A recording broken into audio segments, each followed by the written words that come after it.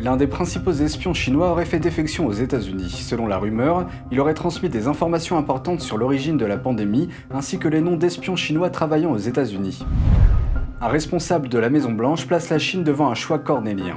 Autoriser une véritable enquête sur l'origine de la pandémie ou s'isoler de la communauté internationale. Des inondations frappent le plus long fleuve de Chine. Dans une zone, l'eau est montée jusqu'à près de 4 mètres en une seule journée. Bienvenue dans Regard sur la Chine, je suis Vladian Huitens. Avant de commencer, je vous rappelle que nous disposons d'une nouvelle chaîne YouTube sur Internet, NTD Actualité. Je vous invite à vous y abonner pour regarder les news. Des rumeurs circulent dans les médias en langue chinoise et anglaise, selon lesquelles un haut responsable chinois du renseignement aurait fait défection aux États-Unis. Selon ces médias en langue anglaise et chinoise, les informations qu'il a apportées pourraient faire la lumière sur l'origine de la pandémie. Les responsables américains et chinois sont restés muets jusqu'à présent. NTD ne peut pas vérifier les détails de manière indépendante, mais le média conservateur Red State et le site d'information sur les services de renseignement SpyTalk affirment avoir confirmé de sources distinctes que le chinois s'appelle Dong Jingwei. Dong est un vice-ministre du ministère chinois de la Sécurité d'État. Il s'agit de l'agence de renseignement de sécurité et de police secrète de Pékin. Les médias d'État chinois rapportent qu'il est responsable des efforts de contre-espionnage du ministère, c'est-à-dire de la capture des espions. Selon Red State, Dong s'est enfui aux États-Unis en février et travaille depuis des mois avec la Defense Intelligence Agency ou DIA. Cette agence fait partie du ministère de la Défense et des services de renseignement américains. Il aurait soumis des informations cruciales à la DIA. Cela inclut les premières études du régime chinois sur le virus du PCC, connu sous le nom de Covid-19, des modèles prédisant la propagation du virus et ses dommages potentiels aux États-Unis et dans le monde, ainsi que les noms des Américains qui fournissent des renseignements au régime chinois et des noms d'espions chinois travaillant aux États-Unis. Il a également affirmé que le régime chinois avait obtenu l'accès à un système de communication de la CIA, ce qui a entraîné la mort de plus de 10 Chinois qui avaient travaillé avec la CIA. Le 18 juin, quelques jours seulement après l'annonce de la défection de Dong, un média contrôlé par l'État chinois a rapporté qu'il avait pris la parole lors d'un séminaire vendredi dernier. Mais contrairement aux articles de presse habituels, le reportage ne mentionnait pas le lieu du séminaire et ne contenait aucune photo de Dong. Le reportage dit également qu'au cours du séminaire, Dong a conseillé aux espions chinois de se méfier des taupes qui travaillent avec des forces étrangères. S'adressant à Radio Free Asia, l'ancien diplomate américain Matthew James Brazil a déclaré que le régime chinois avait publié cet article dans le but de démentir les rumeurs concernant la défection de Dong. Il a en particulier pointé du doigt l'absence de photos, déclarant que s'il avait été à la place de Pékin, il aurait au moins ajouté une photo de Dong pour montrer qu'il est toujours en Chine. L'histoire a suscité un débat animé. Solomon Yue, membre senior du Comité national républicain ou RNC, parie maintenant son siège au comité que les rumeurs sont vraies. Yue a déclaré à un média en langue chinoise qu'il avait confirmé l'information en suivant ce qu'il appelle une source fiable. Les informations de Dong sur l'infiltration du régime chinois dans la CIA vont dans le sens d'un article du New York Times datant de 2017.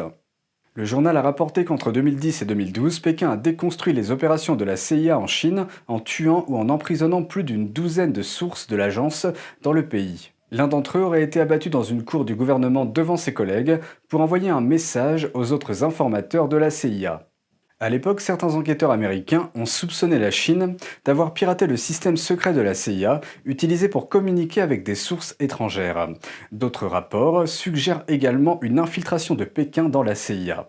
En mai 2019, Kevin Patrick Mallory, alors agent de la CIA, a été accusé d'espionnage pour la Chine. Il a ensuite été condamné à 20 ans de prison. En novembre de la même année, un autre officier, Li Xingchun, a admis avoir fourni des renseignements secrets à Pékin. Il a été condamné à 19 ans de prison. La Chine sera probablement confrontée à un dilemme concernant les origines du virus du PCC. C'est ce qu'a déclaré le conseiller à la sécurité nationale des États-Unis, Jake Sullivan. Il a déclaré à Fox News dans une interview dimanche dernier que la Chine sera isolée si elle ne coopère pas avec les enquêtes sur les origines du virus. Either they will allow, in a responsible way, investigators in to do the real work of figuring out where this came from, or they will face isolation in the international community.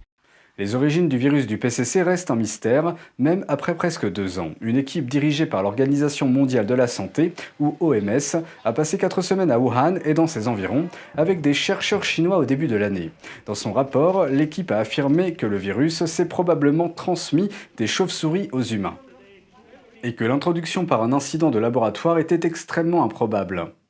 Mais selon des experts, certaines données sont restées cachées, et la mission des États-Unis auprès de l'ONU a déclaré le mois dernier que l'étude de l'OMS était insuffisante et non concluante. Selon Sullivan, les États-Unis ne comptent pas sur la Chine pour découvrir l'origine du virus sans pression extérieure. It is that diplomatic spadework, rallying the nations of the world, imposing political and diplomatic pressure on China. Il affirme que l'administration Biden coopérera avec la communauté du renseignement et ses alliés pour faire pression sur tous les fronts jusqu'à ce qu'ils obtiennent un résultat. Mais dans une autre interview accordée à CNN, Sullivan déclare que l'administration actuelle n'exercera aucune pression immédiate sur le PCC à ce sujet. Le mois dernier, le président américain Joe Biden a ordonné à ses collaborateurs de trouver des réponses aux origines du virus. Il a déclaré qu'ils examineraient les théories rivales, notamment celle de la fuite du laboratoire. Mais Pékin a affirmé que la politisation de la question entraverait les enquêtes. Des inondations ont frappé le plus long fleuve de Chine, le Yangtze. La ville de Yichang, dans la province du Hebei, en Chine centrale, a connu d'importantes inondations jeudi dernier. C'est là que se trouve le barrage des Trois Gorges. La pluie a emporté un pont, de nombreux habitants ont été contraints d'évacuer leurs maisons, des débris se sont déplacés dans les villages et les villes, les routes et les maisons sont balayées par l'eau. De fortes pluies ont également frappé la ville de Chongqing dans la province du Sichuan, dans le sud-ouest de la Chine. Elles sont situées sur le cours supérieur du fleuve Yangtze.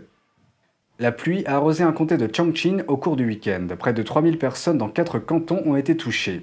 Des voitures ont été emportées par l'eau et des maisons ont été submergées par les eaux. Les fortes pluies qui se sont abattues sur la province du Sichuan ont provoqué la crue des rivières et les villes et les maisons sont submergées par l'eau. Selon les données officielles, le niveau d'eau du fleuve Yangtze à Chongqing a augmenté de près de 4 mètres en une seule journée, de jeudi à vendredi dernier. La question est maintenant de savoir si, sous la pression de la crue, les autorités vont ouvrir les vannes du barrage des Trois Gorges et inonder à nouveau les régions en aval. Un entrepreneur américain s'est rendu en Chine pour créer une entreprise, mais il a été faussement accusé de travail illégal et a été détenu et torturé. Steven Scherer est originaire de la baie de San Francisco. Après avoir obtenu son diplôme universitaire, il a travaillé à Pékin pendant 5 ans et a fondé une société de conseil en éducation à l'âge de 20 ans.